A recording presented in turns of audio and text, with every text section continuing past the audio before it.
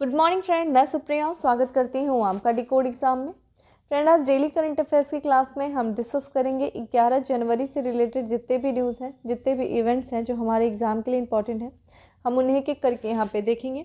तो आइए friend start करते हैं आज की क्लास। और आज की क्लास में हमारा सबसे पहला प्रश्न है कि खादी इंडिया ने देश की पहली मोबाइल हनी प्रोसेसिंग वैन कहाँ लॉन्च की है? भुवनेश्वर, गाजियाबाद, भोपाल या फिर पटना?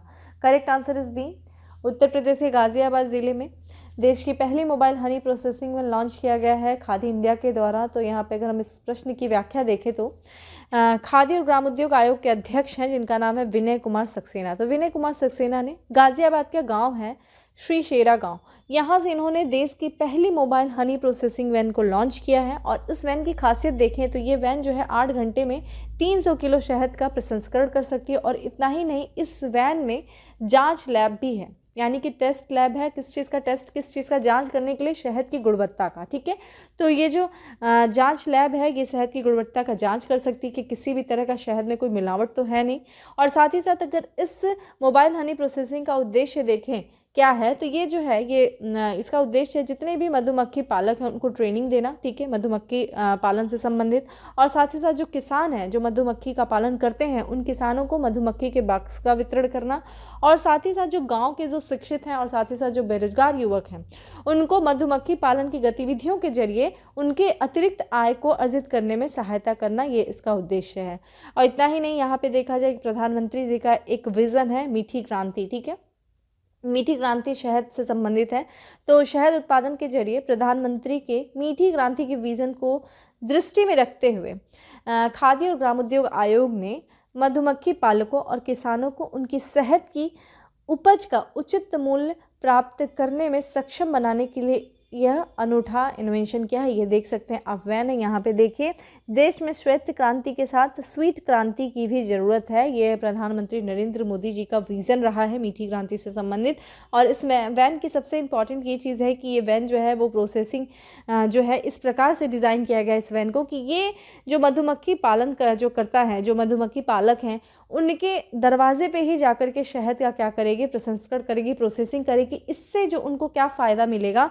तो ये जो मधुमक्खी पालन वाले थे, जो मधुमक्खी पालन करता है, वो जो दूर दराज के क्षेत्रों में जाकर के, शहरी क्षेत्रों में जाकर के मधुमक्खी का जो प्रोसेसिंग करते थे, शहद का प्रोसेसिंग करते थे, उससे उनको वो जो परेशानी होती थी उससे उनको निजात मिलेगा। और साथ ही साथ उस आवागमन के दौरान जो उनकी लागत लगती थी उस लागत का भी वो बचत कर सकेंगे, ये इसका फ़ायदा होगा। ठीक है, तो ये चीज़ ध्यान रखिएगा। कहाँ से लॉन्च किया गया है, किसके द्वारा लॉन्च किया गया है? तो खादी इंडिया के द्वारा लॉन्च किया गया है गाजियाबाद में, गाजियाबाद के श्री शेरा गांव से किया गया है। ठीक है, आगे बढ़ते हैं और अगले प्रश्न पे चलते हैं कि निम्नलिखित में से कौन सा देश पहली बार संयुक्त राष्ट्र सुरक्षा परिषद का अस्थायी सदस्य बना है?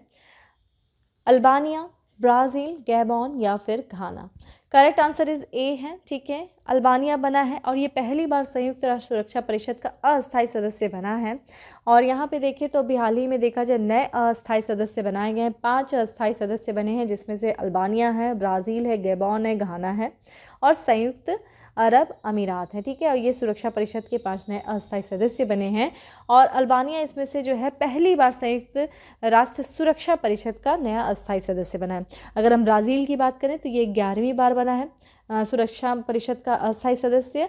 और गैबॉन और घाना जो है ये तीसरी बार बन रहे हैं सदस्य। और संयुक्त अरब अमीरात की बात करें तो एक बार ये जो है ये परिषद में शामिल हो चुका है, यानी कि दूसरी बार ये बन रहा है। ठीक है, यहाँ पे अगर बात करें नए सदस्य जिन लोगों ने अपने कार्यकाल को पूरा किया है वो कौन कौन से सदस्य? तो एस्टोनिया है, नाइजर है, सेंट विंसेंट है, ग्रेनाडाइंस है, ट्यूनीशिया है, वियतनाम है। इन देशों ने अपने जो है अस्थायी सदस्यता के कार्य को पूरा किया है।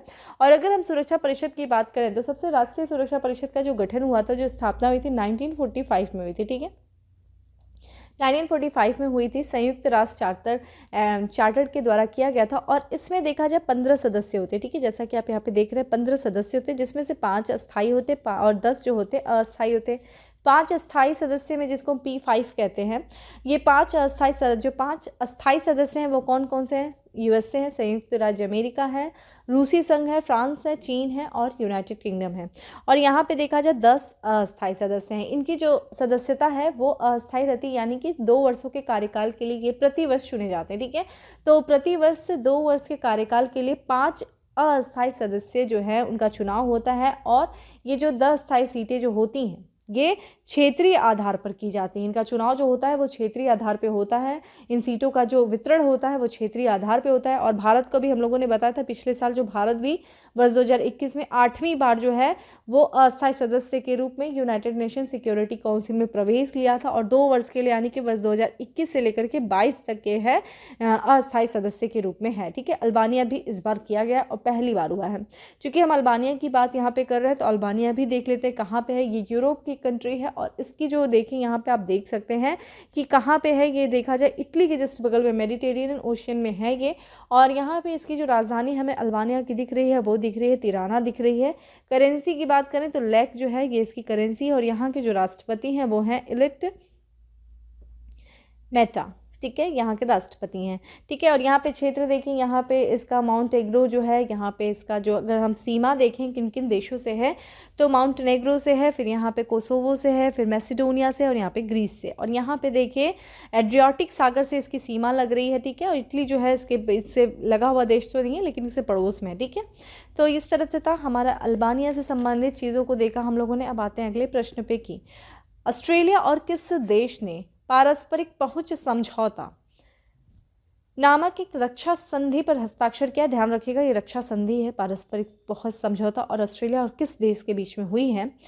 फ्रांस, चीन, जापान या फिर Bharat? Correct answer is Japan के साथ हुआ। बहुत इंपॉर्टेंट है। ठीक है, ऑस्ट्रेलिया ऐसा दूसरा देश है जिसके साथ भारत ने, ऑस्ट्रेलिया जो है जापान ने रक्षा संधि की है। इसके पहले 1960 में सिर्फ और सिर्फ देखा जाए तो अमेरिका के साथ था। अमेरिका के अलावा किसी देश के साथ अगर जापान के द्वारा जो है इस तरह का रक्षा समझौता हुआ है तो वो है ऑस्ट्रेलिया, इसलिए अपने आप में काफ़ी इंपॉर्टेंट हो जाता है। तो यहाँ पर देखा जाए 6 जनवरी 2022 में ऑस्ट्रेलिया और जापान के बीच में एक पारस्परिक पहुँच समझौता नामक हस्ताक्षर जो है रक्षा संधि पर हस्ताक्षर किया गया है। और ये संधि जो है वो दोनों देशों के बीच में जो है एक तरीके से रक्षा सहयोग होगा, रक्षा सहयोग को मजबूत करेगा। किसके सामने? किसके सैन्य शक्ति के सामने? चीन की जो बढ़ती सैन्य शक्ति है उनके सामने इन दोनों देशों के रक्षा सहयोग को ये संधि मजबूत करेगी। और जैसा कि आप जानते हैं चीन जिस तरीके से एशिया प्रशांत क्षेत्रों में अपनी पहुंच को बढ़ा रहा है उसको ध्यान में रखते हुए ये जो देश हैं वो आपस में एक दूसरे का सहयोग करेंगे। इसमें देखा जाए इस समझौते के तहत जो पारस्परिक पहुंच समझौता जो है वो जापानी आत्मरक्षा बल और ऑस्ट्रेलियाई रक्षा बल के बीच अंतरचालित और सहयोग को मजबूत करेगा, जिसमें हथियारों के परिवहन और संयुक्त प्रशिक्षण और आपदा राहत कार्यों के लिए आपूर्ति पर प्रतिबंधों को आसान बनाना शामिल है। ये जो समझौता है ये दोनों देशों के बीच एक ऐतिहासिक रक्षा समझौता है। ठीक है, ये चीज़ ध्यान रखिएगा।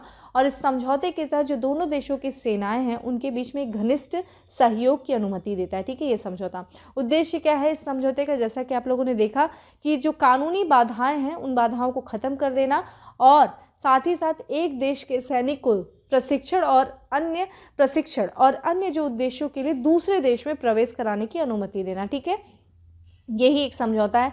और चीन के बारे में हम लोगों ने अभी बात ही किया। जैसा कि आप जानते हैं चीन और जापान के बीच में पहले से ही क्षेत्रीय विवाद चला आ रहा है और जापान जो कि लगातार इन चुनौतियों को पहचानता है जो चीन से सामना कर रहा है। ठीक है, इसलिए वो क्या कर रहा है कि जितने भी वह सैन्य बल के उपयोगों को युद्ध के बाद की जो संवैधानिक बाधाएं हैं उनको तोड़ करके इन देशों के साथ, विभिन्न देशों के साथ वो आगे बढ़ रहा है और रक्षा समझौते पे जिसमें से उसने पहला प्रयास किया है ऑस्ट्रेलिया के साथ। ठीक है, और इसके पहले जैसा कि जानते ही हैं न्यूक्लियर जो है यहाँ पे जब परमाणु जो अटैक हुआ था उसके बाद से जापान जो है इस तरह की संधियां नहीं करता है। वहाँ पे इस तरह का संविधान भी है, लेकिन जिस तरह के उसके सामने जो चुनौतियां खड़ी हैं उसको देखते हुए वो अब जो है अपने भी रक्षा क्षेत्र को आगे बढ़ा रहा है, अपने भी सैन्य शक्ति को वो बढ़ा रहा है। ठीक है, तो यही था समझौता जो कि हुआ है चीन और माफ करिए जापान और ऑस्ट्रेलिया के बीच में। अगला है बच्चों के खिलाफ अपराध का मुकाबला करने के लिए स्कॉच पुरस्कार किसने जीता है?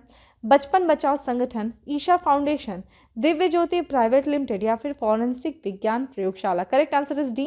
ठीक है, जो है फॉरेंसिक विज्ञान प्रयोगशाला ने जो बच्चों के खिलाफ अपराध का मुकाबला करने के लिए स्कॉच पुरस्कार जीता है। तो यहाँ पे देखा जाए 6 जनवरी 2022 में 78वें जो है स्कॉच शिखर सम्मेलन के दौरान फॉरेंसिक साइंस लेबोरेटरी को स्कॉच पुरस्कार प्रदान किया गया है। और ये जो पुरस्कार प्रदान किया है, ये जो प्रयोगशाला है वो जो बच्चों के खिलाफ अपराध होते हैं, जो हिंसा होती है, उनसे निपटने की दिशा में जो इसने कार्य किया, उस कार्य के लिए इसको सिल्वर कैटेगरी यानी कि रजत कैटेगरी में यह पुरस्कार प्रदान किया है। और रोहिणी स्टील लैब के जो निदेशक हैं दीपा वर्मा ने लैब की ओर से इस पुरस्कार को स्वीकार किया है। ठीक है, और इसमें देखें जो आपके फॉरेंसिक विज्ञान प्रयोगशाला है ये एक वैज्ञानिक विभाग है और साथ ही साथ देखा जाए और आपराधिक न्याय प्रणाली में एक भागीदार है। और इसका जो कार्य होता है, जो बच्चे होते हैं, इसका जो मिशन है, जो बच्चे शारीरिक रूप से जो शारीरिक शोषण के शिकार रहते हैं, जो यौन शोषण के शिकार रहते हैं और साथ ही साथ जो वित्तीय और भावनात्मक नुकसान झेलने वाले जो बच्चे होते हैं उनके खिलाफ जो अपराध रहता है, उनके खिलाफ जो हिंसा रहती है, उन हिंसा की घटनाओं की जांच करता है कौन? ये आपका जो फॉरेंसिक लैब। ठीक है, जिसको पुरस्कार दिया गया है स्कॉच पुरस्कार। ठीक है, आगे हमारा हाल ही में खबरों में रहा धारचूला ब्रिज निम्न में से किस नदी पर बनाया गया है? महाकाली, सिंध, नर्मदा या फिर Brahmaputra. Correct answer is a है। ठीक है, महाकाली नदी पर धारचूला ब्रिज बनाया गया है, भारत और नेपाल के बीच में है। ठीक है, नेपाल और भारत के बीच में, ध्यान रखिएगा ये धारचूला ब्रिज। आइए देखते हैं इसके बारे में। तो जो केंद्रीय कैबिनेट ने भारत और नेपाल को जोड़ने वाला एक नए पुल के निर्माण की योजना को मंजूरी दे दिया है और यह पुल जो है धारचूला में महाकाली नदी पर बनेगा। ध्यान रखिएगा धारचूला पुल जो है महाकाली नदी पर है और ये उत्तराखंड के धारचूला यानी पिथौरागढ़ जिले में जो है और नेपाल के क्षेत्र को जोड़ेगा। ठीक है, अगर हम बात करते हैं महाकाली नदी की तो इसको हम किन किन नामों से जानते हैं? देखिए, इसको हम जो महाकाली नदी है इसको काली नदी के भी नाम से जानते हैं, शारदा नदी के भी नाम से जानते हैं, काली गंगा के भी नाम से जानते हैं। ठीक है, काली गंगा के नाम से जानते हैं। और ये देखा जाए भारत अगर देशों के बीच में बात करें तो भारत और नेपाल के बीच में, और राज्यों की बात करें तो भारत में जो उत्तराखंड है और उत्तर प्रदेश राज्य में बहने वाली ये नदी है। इसका जो उद्गम देखने को मिलता है वो उत्तराखंड के पिथौरागढ़ जिले में जो हिमालय में काला पानी है वहाँ से इसका उद्गम हमें देखने को मिलता है।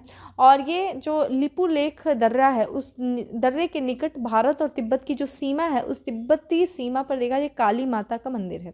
ठीक है, काली माता के मंदिर के नाम पे इसका नाम मिलता है। और ये जब उत्तर प्रदेश के मैदानी क्षेत्रों में पहुंचती है तो इसको शारदा के नाम से भी जाना जाता है, जैसा कि आपने अभी देखा कि इसको अन्य नामों में शारदा नाम से भी जाना जाता है। तो महाकाली नदी को ही उत्तर प्रदेश में शारदा नदी के नाम से जाना जाता है। और ये जो पुल बन रहा है जो धाराचूला पुल है, इन पुल के बनने के बाद अगर हम लाभ देखें जो कि भारत और नेपाल के बीच में हो रहा है तो लाभ देखिए सबसे इंपॉर्टेंट क्या है। पहली बात तो ये भारतीय क्षेत्र का जो पिथौरागढ़ है, पिथौरागढ़ तावा घाट, ठीक है, यहाँ पे चीज़ें थोड़ा वो हैं पूरी नहीं दी हुई, तावा घाट राजमार्ग और नेपाल का जो दाप है उनको जोड़ देगा। ठीक है, इन क्षेत्रों को जोड़ेगा।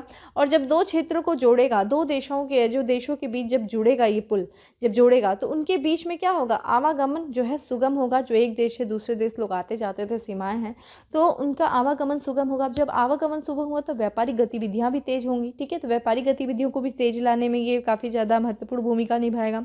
इतना ही नहीं, इसके पहले जब आप काली नदी के बारे में सुनेंगे तो जो नेपाल के बीच जो है जो भारत और नेपाल के बीच में जो काली नदी है, लोग अक्सर उस नदी में क्या करते थे, रस्सी लगा करके अवैध तरीके से एक दूसरे के देश में आवाजाही करते थे। लेकिन अब इस पुल के निर्माण के बाद जो ये अवैध तरीके से आवाजाही हो रहा था दोनों देशों के बीच में, उस पर क्या किया जाएगा, नियंत्रण लगाया जा सकेगा। तो ये सब सारी चीज़ें एक महत्वपूर्ण जो है लाभ होगा महाकाली पर जो धाराचूला ब्रिज बन रहा है उसके बाद। ठीक है, आगे है, वैज्ञानिकों ने आकाशगंगा में सबसे लंबी संरचना की खोज की। इस संरचना का नाम क्या रखा गया है, स्क्वायर, मैगी, स्टिक या फिर कोका। करेक्ट आंसर इज, ठीक है, मैगी नूडल्स नहीं है, ध्यान रखिएगा, खाने वाला मैगी नूडल्स नहीं, मैगी नाम है। और ये देखिए ये आकाशगंगा है और मैगी नाम जो है हम भी चर्चा करेंगे क्यों है इसके रखा गया है नाम। तो खगोलविदों ने आकाशगंगा मिल्की वे में सबसे लंबी संरचना की खोज की और इस संरचना का नाम क्या रखा गया है, मैगी रखा गया है।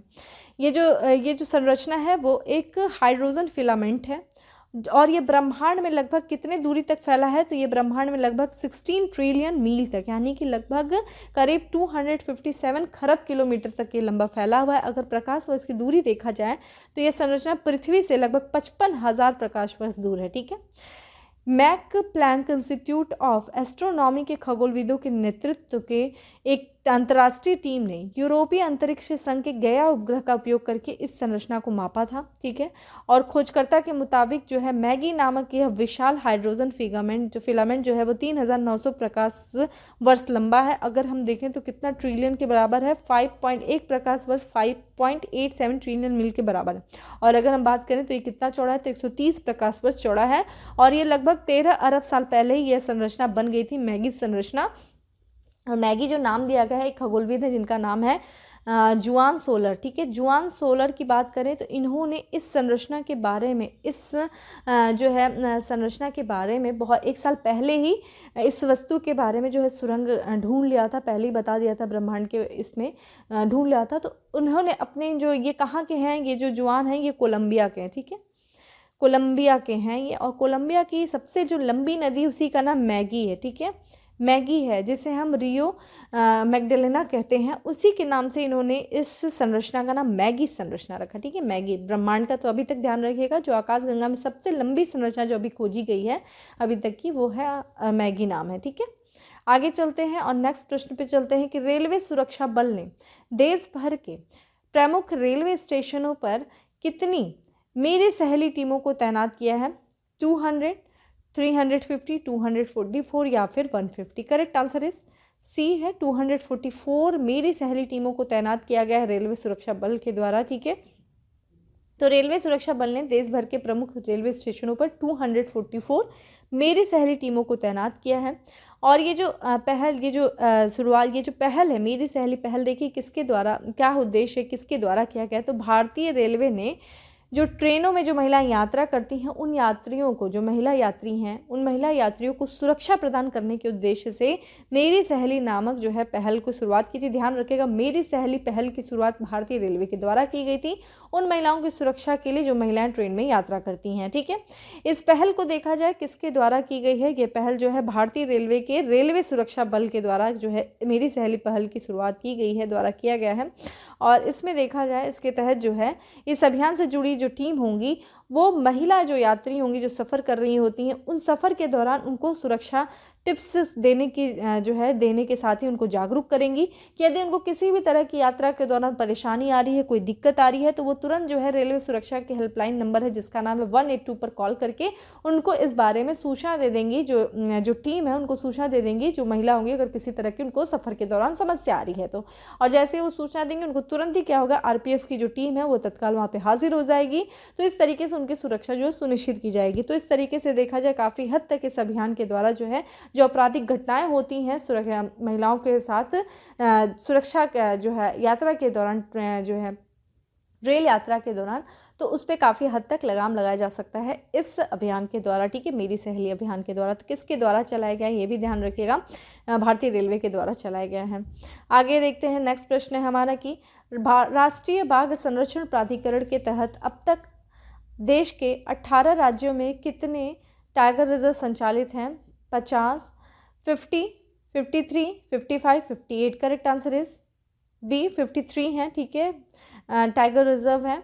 और यहाँ पे राष्ट्रीय बाघ संरक्षण प्राधिकरण के तहत अब तक जो है देश के 18 राज्यों में कितने टाइगर रिजर्व हैं? 53 टाइगर रिजर्व संचालित हैं।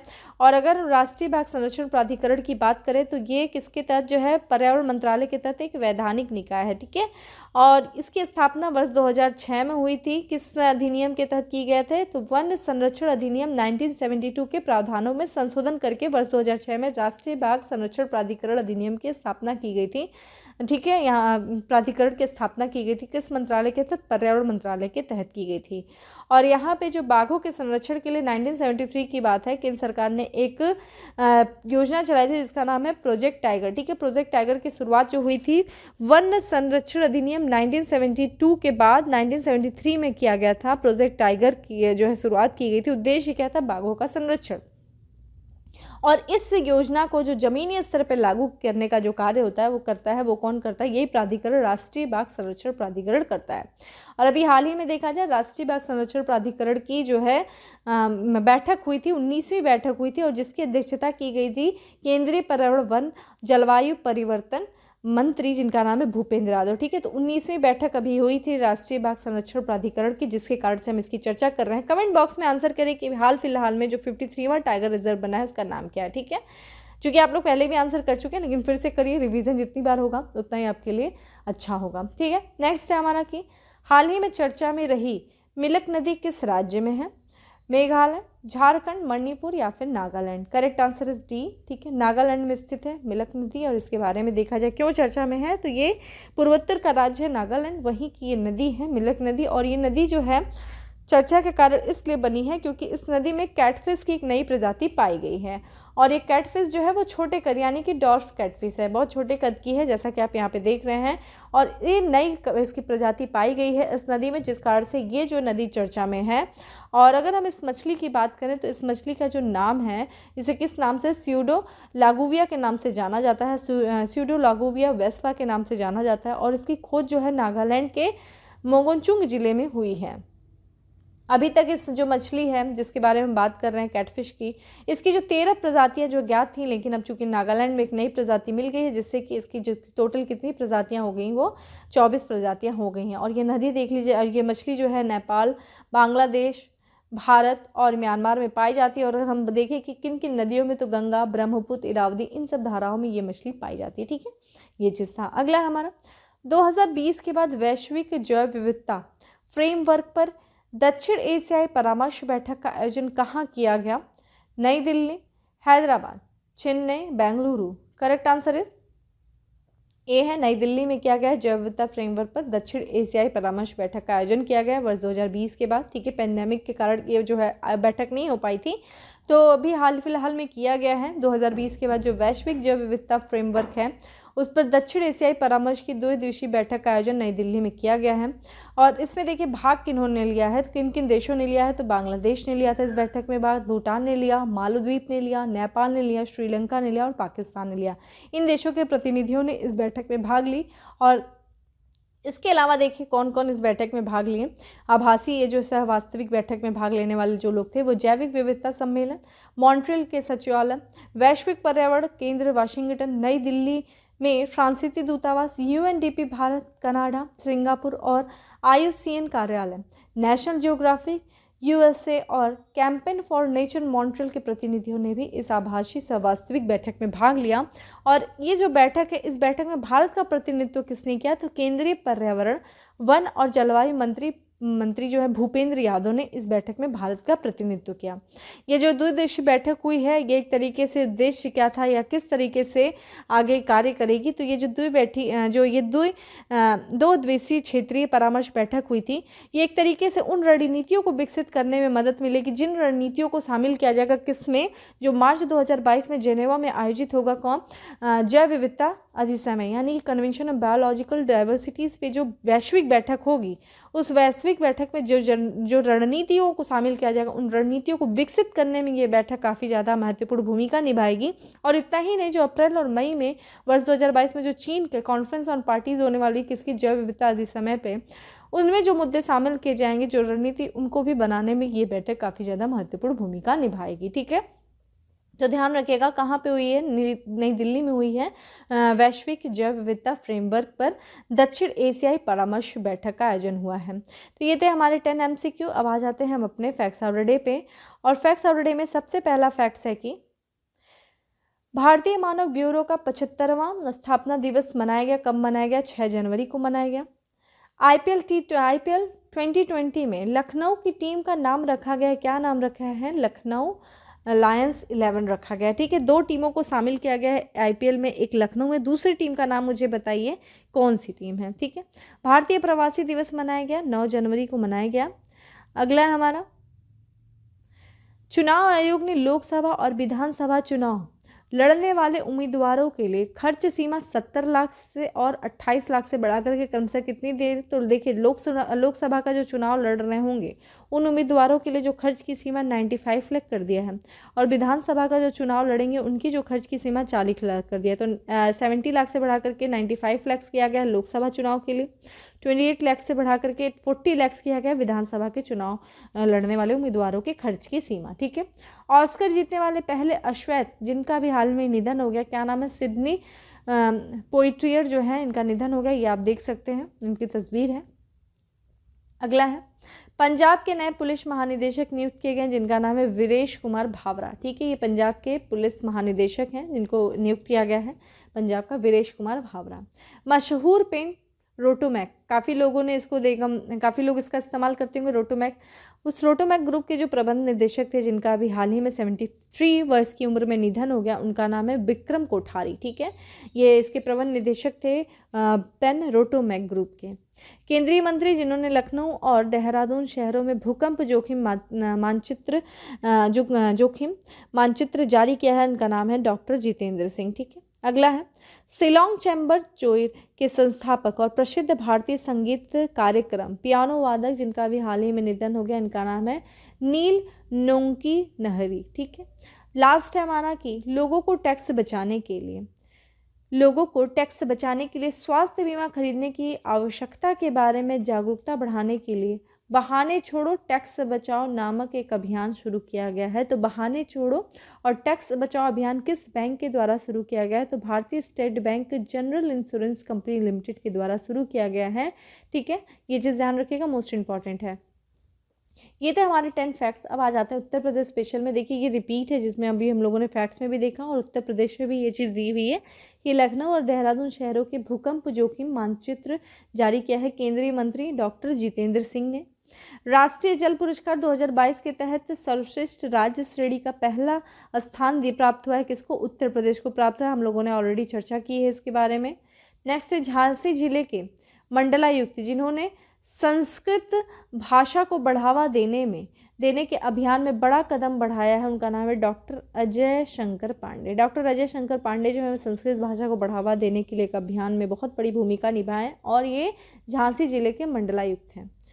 खादी इंडिया ग्रामोद्योग की बात करें अगर तो ठीक है, खादी और ग्रामोद्योग आयोग ने भारत की पहली मोबाइल हनी प्रोसेसिंग मिल लॉन्च किया। कहाँ से? गाजियाबाद से। ठीक है, ये चीज़ हम लोगों ने चर्चा की है। और उत्तर प्रदेश द्वारा कुल प्रतिष्ठित ई गवर्नेंस पुरस्कार प्राप्त हुआ है कितने को? 9। ठीक है, कितना? 9। तो ये थे हमारे 10 फैक्ट्स ऑफ द डे। अब आ जाते हैं क्वेश्चंस ऑफ द डे में कि निर्माणाधीन पंचवेश्वर डैम परियोजना किस नदी पर है? ठीक है, किस नदी पर है ये पंचवेश्वर डैम परियोजना, इसके बारे में बताइएगा मुझे। तो फ्रेंड इस तरीके से था आज का हमारा करंट अफेयर्स जिसमें हम लोगों ने 10 MCQ साथ ही साथ हम लोगों ने 10 facts of the day Uttar Pradesh special देखा। बाकी डेली करंट अफेयर्स से संबंधित जो PDF है वो हमारे टेलीग्राम ग्रुप पे अवेलेबल होती है जिसका लिंक डिस्क्रिप्शन बॉक्स में दिया हुआ है। आप वहां से जाकर के डाउनलोड कर सकते हैं PDF को और साथ ही साथ रिवीजन भी कर सकते हैं। बाकी सेशन अच्छा लगा हो तो लाइक करना नहीं भूलें, ज़्यादा से ज़्यादा लोग को शेयर करें और चैनल पे पहली बार आए हैं तो सब्सक्राइब करना नहीं भूलें। फिर मिलते हैं नेक्स्ट सेशन में, तब तक के लिए मैं have a good day, stay safe and stay happy.